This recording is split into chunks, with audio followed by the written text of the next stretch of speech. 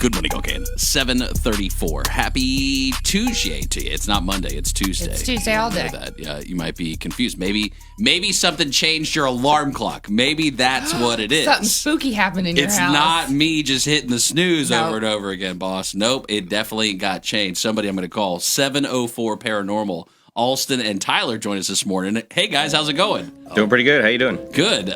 First off, I'll say happy birthday. Happy birthday. Alston, for sure. Hey, thank you. No better place I'd rather be than right here with you guys. All right, so 704 Paranormal. Tell us, what do you guys do? So what started out as a general interest and, gathering content as folks do turned into an obsessive hobby. And now we have folks that will call us when things go bump in the night and they don't understand it. And either we rationalize it to something simple or we'll go out there and we'll capture evidence and go forth with what we need to do from there. All right, so you guys are Ghostbusters. That's what we're doing, yeah? You got the Ghostmobile downstairs? Is that Funny story about that. I don't know if you guys have ever heard of the series Supernatural, the TV show. Mm-hmm. We actually just wrapped up a shoot with Baby, the 67 Impala, from set. Singer Otto out of Salisbury, China Grove, has the car. Oh, wow. From set with set props. And Wow. we wrapped up filming with it Saturday. Okay, so 704 Paranormal. Is that what you run around with a bunch of cameras trying to get the ghosts on camera? Is that what we're doing? 100%. Not just cameras. We have guys that develop gear.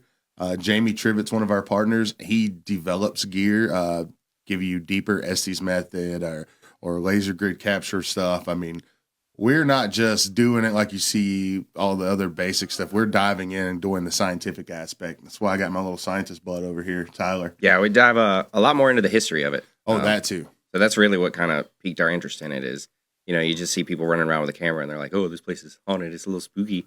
But when you really dive into the history, it really opens your eyes of like what happened, in a location, whether it be somebody got murdered on site. Am I allowed to say that on the radio? Sure. If somebody got unalived on the site, I don't know. I'm used to YouTube guidelines at this point. Some people say way crazier. Some people got somebody got unalived on the site, or if it's just something natural that happened. Like we've been looking into this site in Uwharrie Forest, the Dr. Crone house. I don't know if you heard it, but there's a tall tale where he buried his treasure and apparently put a curse on it, and there's spirits all over the mountain that have been protecting it to this day, and apparently his treasure is still buried on that mountain. Yeah. Oh yeah. All right, so how did it start for you guys? Give us your story. Yeah, how was this there like started a moment where you're like, ooh, it's spooky in here. Now I got to find out what's going on. So that feeling everybody gets around Halloween when you just can't wait for the Spirit Halloween store to open and pumpkin spice and all favorite that, times of the right? year. Like you're just feeling it. That's what we feel like 24/7. Okay. Like we are spooky folks like that. So anyway, after looking into all the shows, and I served in the military, so I was on a ship that was quote unquote haunted. I had an experience there, and got home from the military in 23, and really started mulling the idea over. Like, all right, let's get a big boy job, but let's have a fun job because you don't have to grow up. You just got to pay bills and be an adult, right? Mm-hmm. So started out, I went to a Parafest in Hamptonville. And I was like, all right, I need some like-minded individuals, but not too far out there. Because you can get a little far out there in these communities. Oh, really? I had set up a criteria. I was like, hey, cool. I want everybody on my team to be married and have children so they understand the constraints of being a dad, and we can't just live for content, right? And I've been best friends with this guy since second grade. Okay. And he's really into the media aspects and the recording and helping dig history. He's great with all of that. So he was one of the first people. I had tried to partner with him, but he had a lot going on, and we finally got the wheels rolling about, a month and a half ago with me and you, or 2 months ago? Yeah, I think we've had 3 solid investigations. With him on it. And then I got Jamie from the Trivett Clinic, and he's been like our Bill Chappell, if you know anything about the paranormal world, creating stuff. And then we have Eric, who is our guy that we can be like, hey, we're going to lock you in this building by yourself and leave you alone. And he'll do it. That sounds... It takes all kinds, I guess. It put takes it together.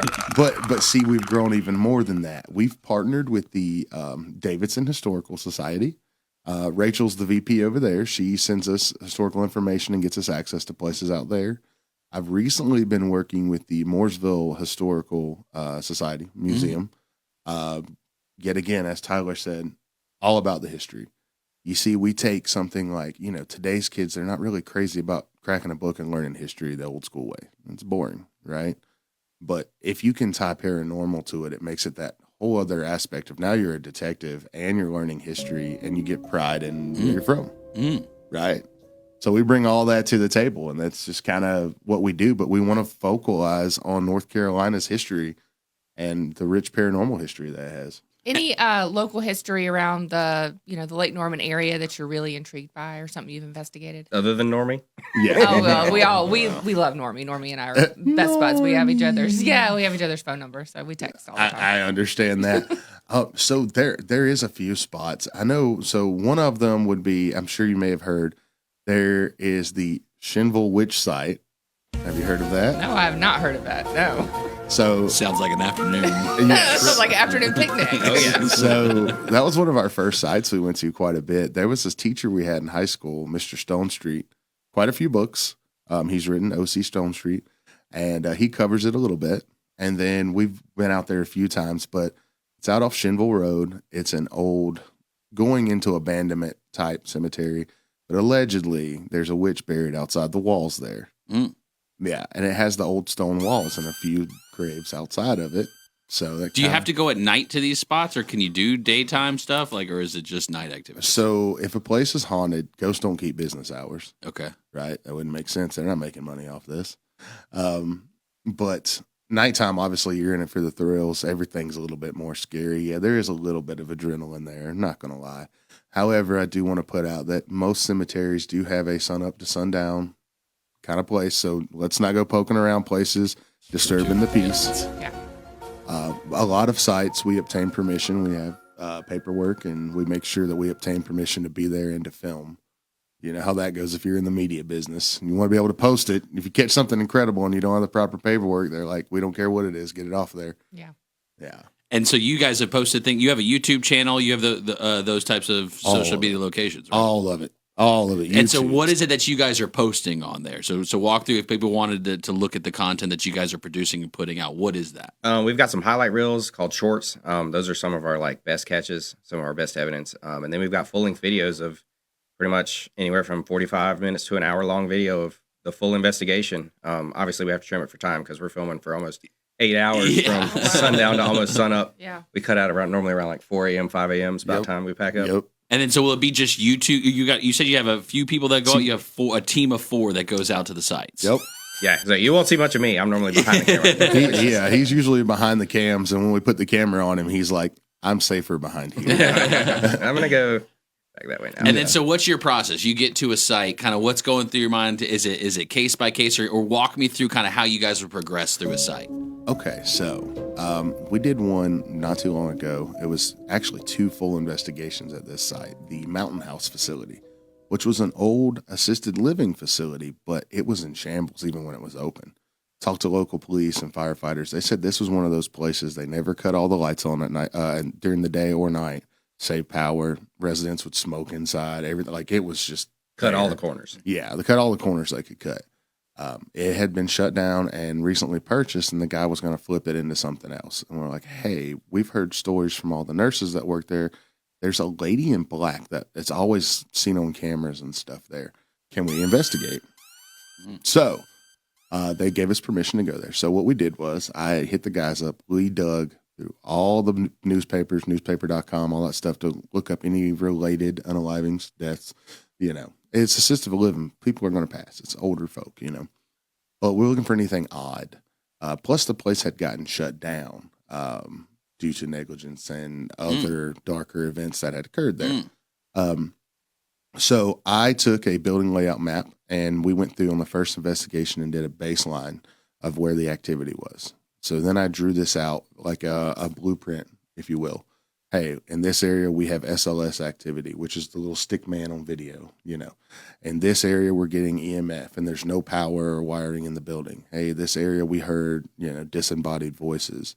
And then next time we went in, we focalized on those points. This is what we're getting. Now let's go attack this.